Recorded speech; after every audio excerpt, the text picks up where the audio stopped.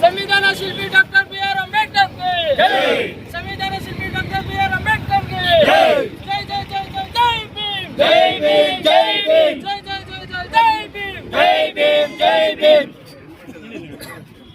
अम्बेडकर ಅವರಿಗೆ ಜೈ ಸಂವಿಧಾನ ಶಿಲ್ಪಿ ಡಾಕ್ಟರ್ ಬಿ.ಆರ್. ಅಂಬೇಡ್ಕರ್ ಅವರಿಗೆ ಜೈ ಜೈ ಭೀಮ್ ಜೈ ಭೀಮ್ ಜೈ ಭೀಮ್ ಜೈ ಭೀಮ್ ಜೈ ಭೀಮ್ ಜೈ ಭೀಮ್ ಜೈ ಭೀಮ್ ಜೈ ಭೀಮ್ ಜೈ ಭೀಮ್ ಜೈ ಭೀಮ್ ಜೈ ಭೀಮ್ ಬಾಬಾ ಸಾಹೇಬ್ ಅಂಬೇಡ್ಕರ್ ಗೆ ಬಾಬಾ ಸಾಹೇಬ್ ಅಂಬೇಡ್ಕರ್ ಗೆ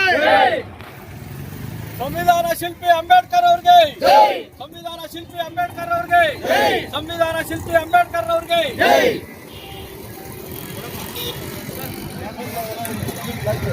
ಅಂಬೇಡ್ಕರ್ ಅವರಿಗೆ ಜೈ डॉक्टर बी.आर. अम्बेडकर के डॉक्टर बी.आर. अम्बेडकर के जय भीम जय भीम जय भीम जय भीम जय भीम जय भीम जय भीम जय भीम जय भीम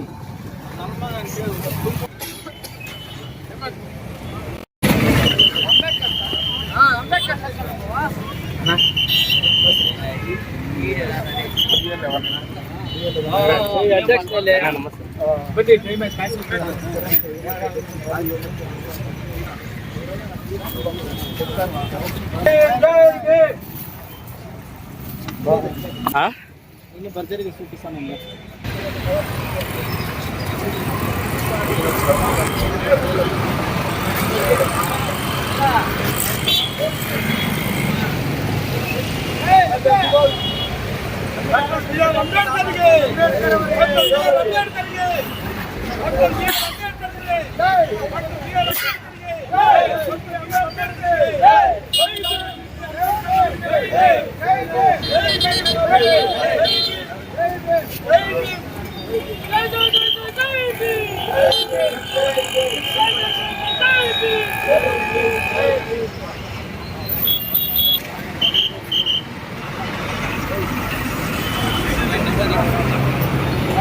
ಬಾಬಾ ಸಾಹೇಬ್ ಅಂಬೇಡ್ಕರ್ ಅವರು ಈ ದೇಶಕ್ಕೆ ಸಂವಿಧಾನವನ್ನ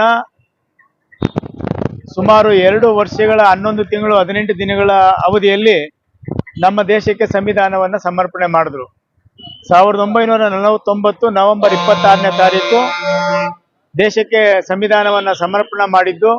ಅದಕ್ಕಾಗೇನೆ ಭಾರತೀಯ ಜನತಾ ಪಾರ್ಟಿ ಭೀಮ ಸ್ಮರಣೆ ಅನ್ನುವಂಥ ಹೆಸರಿನಲ್ಲಿ ಇಡೀ ರಾಜ್ಯಾದ್ಯಂತ ನಾವೆಲ್ಲರೂ ಕೂಡ ಬಾಬಾ ಸಾಹೇಬ್ ಅಂಬೇಡ್ಕರ್ ಅವರು ಸಂವಿಧಾನ ಕೊಟ್ಟಂತ ವಿಷಯಗಳನ್ನ ಪ್ರತಿ ಮನೆ ಮನೆಗೂ ತಲುಪಿಸುವಂತ ಜವಾಬ್ದಾರಿ ಭಾರತೀಯ ಜನತಾ ಪಾರ್ಟಿದು. ಹಾಗಾಗಿ ನಾವೆಲ್ಲರೂ ಕೂಡ ಕಾರ್ಯಕ್ರಮ ಮಾಡ್ಬೇಕಂತೇಳಿ ನಮ್ಮ ರಾಜ್ಯದ ಅಧ್ಯಕ್ಷರಾದಂಥ ವಿಜೇಂದ್ರಣ್ಣವರು ನಮ್ಗೆಲ್ರಿಗೂ ಕೂಡ ಸೂಚನೆಯನ್ನು ಕೊಟ್ಟಿದ್ದಾರೆ.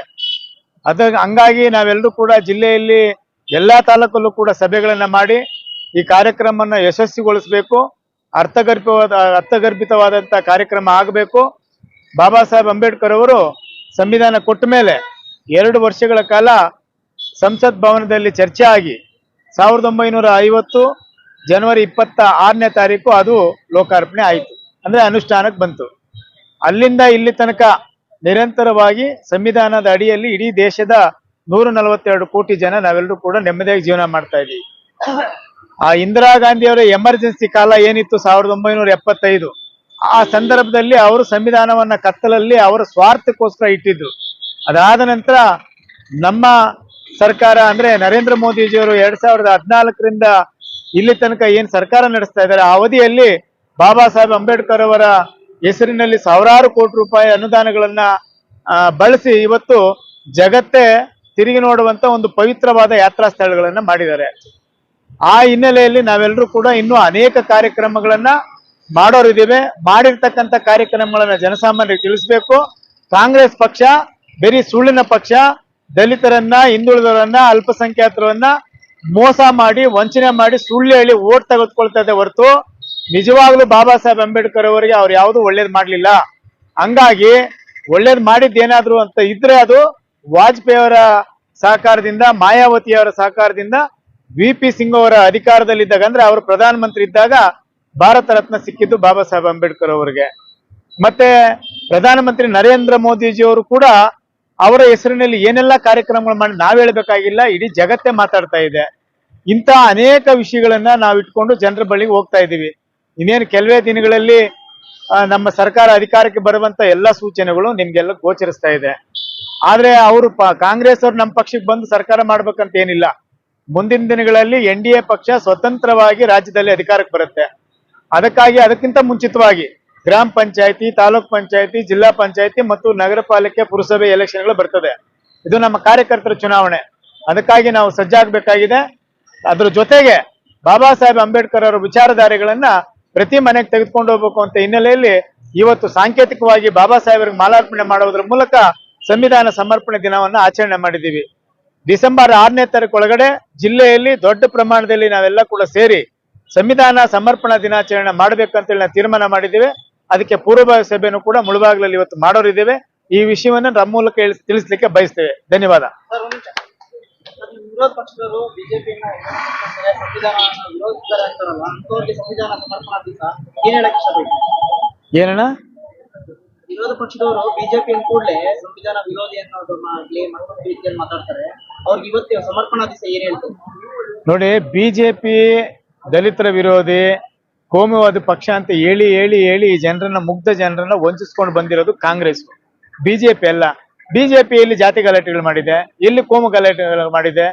ಹಾಗೆಲ್ಲ ಮಾಡಂಗಿದ್ರೆ ದೇಶದಲ್ಲಿ ಬಾಬಾ ಸಾಹೇಬ್ ಅಂಬೇಡ್ಕರ್ ಅವರ ಹೆಸರಿನಲ್ಲಿ ಪಂಚತೀರ್ಥ ಕ್ಷೇತ್ರಗಳನ್ನ ಅಭಿವೃದ್ಧಿ ಮಾಡೋಂಥದ್ದು ಬಿಜೆಪಿಯವ್ರಿಗೆ ಏನಿತ್ತು? ಕೋಮುವಾದಿ ಅಂತ ಮಾಡ್ಬೋದಾಗಿತ್ತಲ್ಲ. ಜಾತಿ ಆಧಾರದ ಮೇಲೆ ಅಧಿಕಾರ ಮಾಡ್ಬೋದಾಗಿತ್ತಲ್ಲ. ಅದೆಲ್ಲ ಸುಳ್ಳು. ಅದು ಮಾಡಿರೋದು ಅಕ್ಷರ ಸತ್ಯ ಕಾಂಗ್ರೆಸ್ ಪಾರ್ಟಿಯವರು, ನಾವಲ್ಲ. ಅಂಬೇಡ್ಕರ್ 2 ಸಲ ಸೋಲ್ಸಿದ್ದು ಅವರೇ ಅಲ್ಲ. ಸಂವಿಧಾನವನ್ನ ದಹನ ಮಾಡ್ತಾ ಇರೋದು ಅವರೇ. 1975 ಬಗ್ಗೆ ನಿಮ್ಗೆ ನಾನು ಹೇಳಿದೆ, ಅವಾಗಲೇ ಉಲ್ಲೇಖ ಮಾಡಿದೆ. ಈ ದೇಶಕ್ಕೆ ಪ್ರಧಾನಮಂತ್ರಿ ಆದಂತ ಇಂದಿರಾ ಗಾಂಧಿ ಅವರು ತನ್ನ ಅಧಿಕಾರವನ್ನ ಉಳಿಸ್ಕೊಳ್ಳೋದಿಕ್ಕೆ ಎಷ್ಟು ಆರ್ಟಿಕಲ್ ವಿಧಿಗಳನ್ನ ತಿದ್ದುಪಡಿ ಮಾಡಿದ್ರು? ಆರ್ಟಿಕಲ್ 48, 49, 50, 51. ಇದರ ಉದ್ದೇಶ ಏನು? ಇದರ ಅರ್ಥ ಏನ್ ಹೇಳ್ರಿ? ಅವ್ರ ಅಧಿಕಾರನ ಉಳಿಸ್ಕೊಳ್ಬೇಕು, ಅವ್ರ ಪ್ರಧಾನಮಂತ್ರಿ ಆಗೇ ಉಳಿಬೇಕು, ಅದಕ್ಕಾಗಿ ಅವ್ರು ಅದನ್ನ ತಿದ್ದುಪಡಿ ಮಾಡ್ಬೇಕು ಅಂತ ಹೇಳಿ ಅವ್ರ ಸ್ವಾರ್ಥಕ್ಕೆ ಮಾಡ್ಕೊಂಡ್ರು. ಸಂವಿಧಾನನ ಕಗ್ಗೊಲೆ ಮಾಡಿದ್ದು ಕಾಂಗ್ರೆಸ್ ಅವರಲ್ವಾ? ಬಿಜೆಪಿ ಅವ್ರು ಏನಾರ ಮಾಡಿದ್ರ? ಆ ಎಲ್ಲ ಅಪಕೀರ್ತಿ ಕಾಂಗ್ರೆಸ್ ಅವರಿಗೆ, ಬಿಜೆಪಿ ಅವ್ರಿಗೆಲ್ಲ. ಅದೆಲ್ಲ ಹೇಳಕ್ಕೆ ನಾವ್ ಈ ಕಾರ್ಯಕ್ರಮ ಮಾಡ್ತಾ ಇದೀವಿ.